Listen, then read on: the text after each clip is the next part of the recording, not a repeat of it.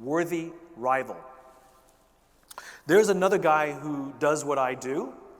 He gives talks, he writes books, he's extremely well respected, he does very good work. I like and respect his work as well. I just happen to hate him. It's nothing personal. He's always been very kind and respectful to me whenever I've seen him at engagements, and yet I irrationally hate him. And because of my hatred for him, I am very competitive with him.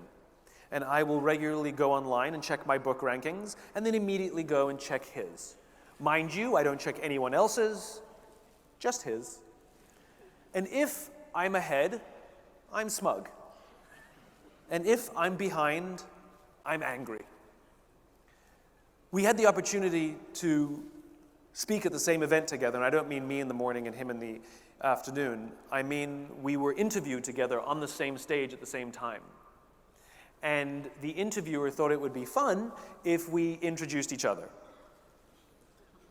And so I went first.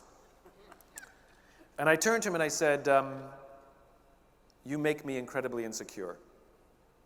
All of your strengths are all of my weaknesses, and whenever your name comes up, I get extremely uncomfortable. And he turned to me and he said, funny, I feel the same about you. It turns out the reason I hated him so much had nothing to do with him, it had everything to do with me. It's because his strengths revealed to me my weaknesses, and that made me feel insecure, and it was easier to channel all of that energy against him. It was easier to channel all of that energy into trying to beat him in order to make myself feel better, rather than to take a hard look at myself and say, I've got some work to do. The funny thing is that was such a cathartic experience for both of us that we've actually become very close friends, and now we work together on a regular basis, because it turns out people can buy more than one book.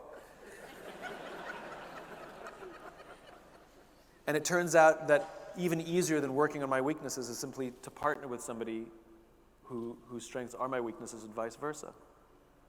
In other words, you have to have worthy rivals. When we have competitors in business, we adopt this mindset of needing to win or needing to beat them. The problem is this is not a finite game. There's no such thing as winning, because we haven't agreed upon any metrics, we haven't agreed upon any time frames. You get to choose the metrics that you've declared that you're the winner or you're ahead. It's totally arbitrary. Is it based on revenues, market share? Is it based on who has more followers on Twitter? No, it should really be based on who has more followers on Instagram. Like, we get to choose. In other words, the whole thing's ridiculous. A worthy rival is another player in the game that is worthy of comparison, that in some way, shape, or form reveals to you weaknesses that you have that are opportunities for you to work to improve yourself. You get to pick your own worthy rivals. You can have many of them. They can be entire companies, they can be individuals, they don't even have to be in your industry.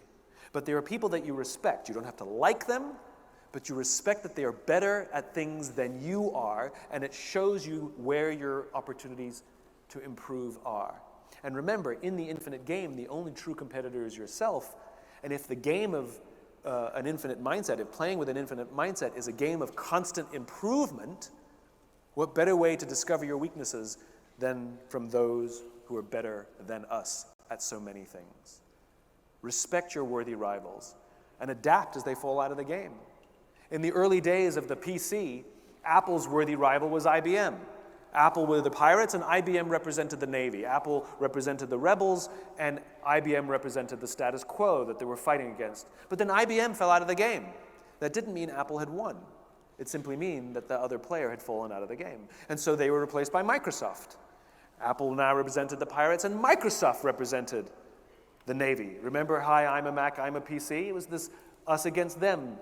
And then Microsoft was no longer a worthy rival. And now it's Google and Facebook and companies like that. And the fight is no longer about necessarily personal computing or the status quo, but now it seems to be about personal privacy. And still, Apple seems to be representing the individual's concerns more than the corporate's concerns. In other words, their just cause is still alive and well. It's just operating in a different way. And they use their worthy rivals to not only reveal their weaknesses, but to keep them on the straight and narrow. Who are your worthy rivals?